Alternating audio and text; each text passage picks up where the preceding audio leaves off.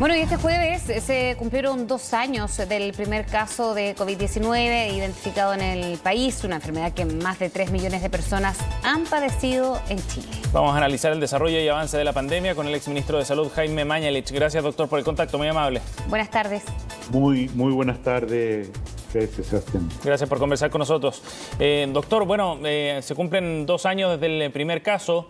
Usted estuvo a cargo de la primera etapa precisamente como ministro de Salud. Ahora con la distancia del tiempo y esta fecha de alguna manera nos lleva a reflexionar también sobre lo que ha ocurrido en nuestro país en estos 2 años. ¿Cuál es su mirada sobre lo que ha ocurrido en 2 años de pandemia? Bueno, esto es como usted dice, una pandemia, quiere decir una peste, como se llamaba antiguamente, que afecta a la humanidad como no había ocurrido en los últimos 100 años. Nadie estaba preparado para esta verdadera catástrofe sanitaria. Hubo que buscar respuestas extraordinariamente rápido y sin una dirección muy clara de parte de las autoridades internacionales. Y en ese sentido, yo creo que si efectivamente en Chile, gracias a la tremenda campaña de vacunación, estamos viendo luz al final del túnel, creo que el gobierno entrega una gestión de la pandemia reconocida mundialmente como relativamente buena, a pesar del lamentable número de fallecidos, pero con un esquema de trabajo, de testeo, de aislamiento, de detección y de intento de regreso a una vida más normal completamente en marcha. ¿Cómo cree que se va a proyectar en esta pandemia en los próximos meses? Porque no sabemos tampoco si esto se puede hablar de años. Le pregunto porque, claro, a diario ya hemos todo conocido más. Por ejemplo, los casos diarios pueden tener una baja en estos días, pero el número de muertos ha subido tanto como quizás los peores momentos de la pandemia, cuando había muchos casos, pero también había muchísimo número de personas muertas por el virus, doctor. Bueno, la evolución de la pandemia ha sido en olas, y estas olas están producidas fundamentalmente no por la conducta nuestra, sino por mutaciones del virus que ocupan espacios, por así decir, nichos ecológicos en el tejido pulmonar, respiratorio humano, y desplazan unos a otros. En este momento estamos bajando la cuarta ola producida por la mutación Omicron del virus del COVID, y lo que vemos es básicamente por así decir, una conformación de 3 olas, 3 mini olas, digamos, micro olas dentro de la grande. La primera producida por el número de contagios, o sea, cuántos casos diarios, que claramente a la luz del número de casos en cada región vamos hacia la baja, y también, algo que es muy importante, la positividad. O sea, de cada 100 exámenes, ¿cuántos resultan positivos? 21%, si no me recuerdo hoy, también va a la baja. Eso quiere decir que esta primera parte de la ola, que es el número de contagios, va a la baja. Esta parte de la ola tiene una segunda subola, que es unos días después del pic de contagio, normalmente 4 semanas, se registra el pic de hospitalizados, que es la situación que tenemos más o menos hoy día, alrededor de 1000 pacientes en unidades de tratamiento intensivo y muchos otros en unidades no tan complejas. Y enseguida la tercera y más desgraciada vertiente, que es la de los fallecidos.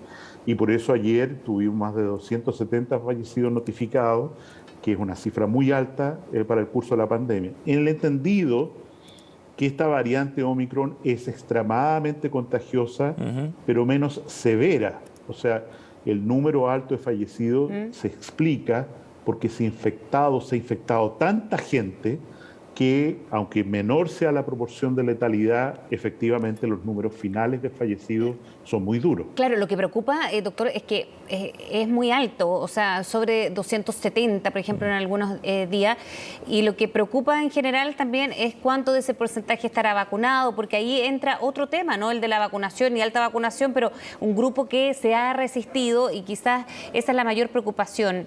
¿Quiénes son los que están muriendo ahora a causa del virus, o cuánto porcentaje de vacunados y no vacunados? En el caso particular de Omicron, que es la variante que tenemos hoy día, ha sido fundamental la dosis de refuerzo, la tercera dosis puesta sobre todo en adultos mayores. digamos, el contar solo con la primera y segunda no era suficiente para enfrentar efectivamente la posibilidad de contagiarse por esta variante Omicron, y en ese sentido el gobierno de Chile ha sido extraordinariamente eficaz en ser uno de los que más dosis de refuerzo ha puesto en el mundo. Y eso nos pone en esta situación, como digo, de menos letalidad y menos casos graves. Pero creo que los números son todavía muy altos. Tenemos más de 20.000 casos diarios, una positividad más del 20%, lo que significa que en un momento en que tenemos esa tensión por volver a la normalidad y declarar esto como una endemia, hay cierta dificultad porque hay que estar muy atento a lo que pase en las próximas semanas y meses, sobre todo si en lugares poco vacunados del mundo, África en particular, se desarrolla una nueva mutación que pueda ser mucho más agresiva. Lo que más me preocupa a mí, evidentemente, desde un punto de vista social, es el regreso a clase. El sacrificio que ha hecho la población escolar, el daño tanto psicológico, de aislamiento, de falta de aprendizaje que tiene la población escolar es enorme y es una mochila muy pesada para el futuro. Es una brecha de inequidad enorme que hay que generar un programa muy activo, proactivo para tratar de recuperar.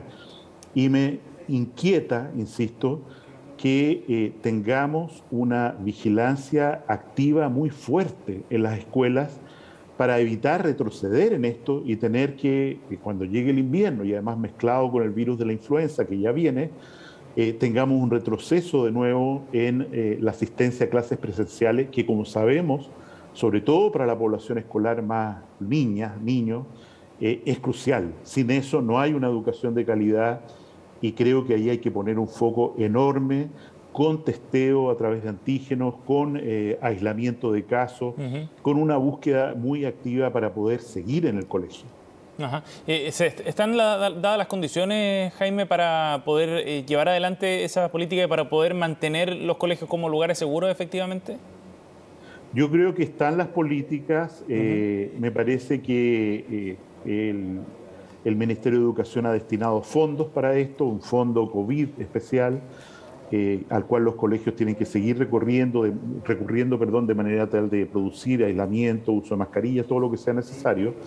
Pero creo que falta agregar un testeo más activo de antígenos a alumnos y profesores y transportistas escolares, porque las escuelas no son esencialmente lugares de grandes brotes de infección, pero sí personas que vienen de otros sitios, ¿no es cierto?, de la casa o de la familia, donde sea, o de una reunión de otro tenor, pueden traer infección a las escuelas. Y creo que tenemos que ponernos como un objetivo político nacional, de Estado, que no haya retroceso en el retorno a clases, porque ya el daño que eso ha producido es quizás irreparable. Y creo, insisto, que por irreparable entiendo que también hay que generar un programa muy proactivo de recuperación de la educación, de cuidado de los trastornos psicológicos que han sufrido los niños y niñas más pequeños,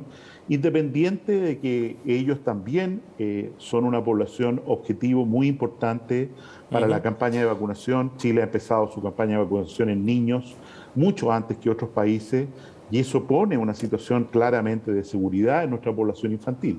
Doctor, me gustaría volver un poco atrás para este balance de estos 2 años. Usted hablaba de una estrategia sanitaria y una forma de enfrentar la pandemia relativamente reconocida a nivel internacional, decía usted.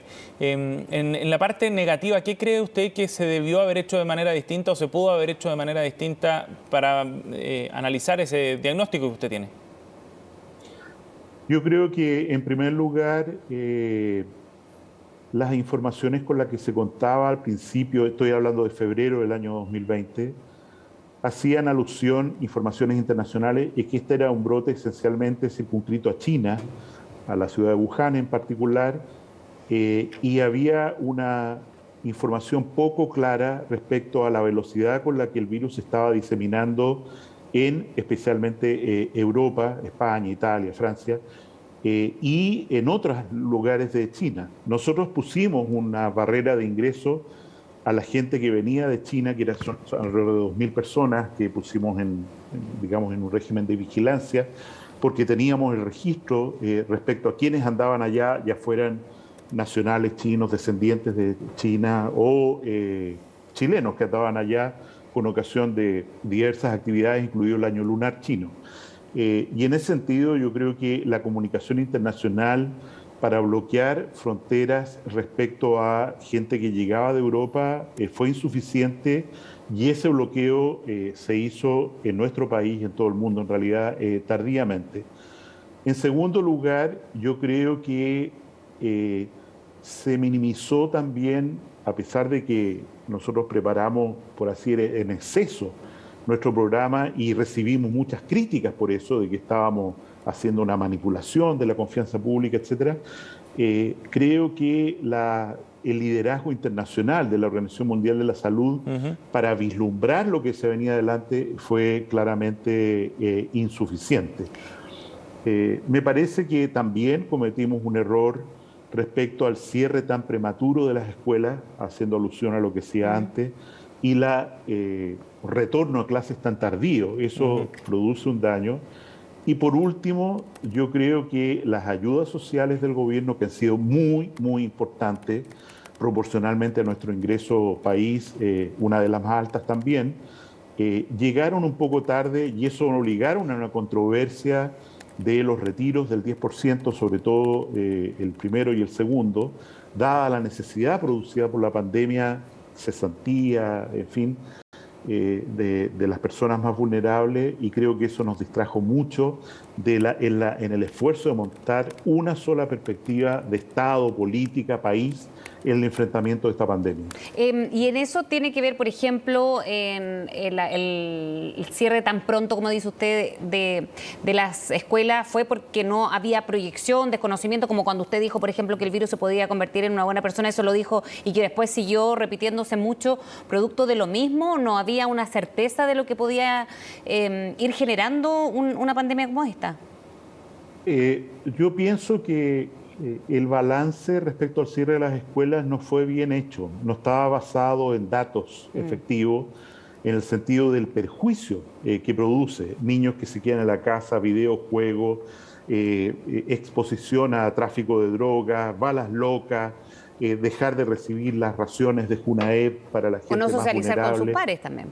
No socializar con sus pares. Yo creo que la balanza se recargó en demasía a un riesgo, pero sin contar todos los perjuicios que esta política, y esto fue una controversia muy fuerte, donde incluso el Consejo Asesor del Ministerio de Salud, los epidemiólogos más importantes del país, aconsejaron que no se cerraran las escuelas prematuramente, como desgraciadamente se hizo. Respecto al virus que avanza, evoluciona hacia formas más benignas, eso es una predicción desde el punto de vista de evolución natural de las especies o de los virus, que es totalmente basada en ciencia, y como de hecho ha ocurrido, ¿no es cierto? Omicron es efectivamente una variable que produce una letalidad, o sea, cantidad de muertos por 1.000 infectados de 1 por 1.000.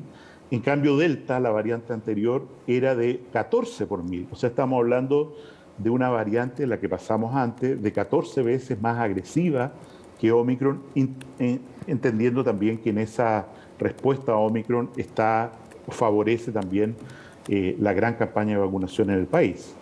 Bien, doctor Mañalich, gracias por conversar con nosotros esta tarde, muy amable. Que tenga buen día. Muchas gracias a ustedes, que tengan una buena tarde. Hasta pronto.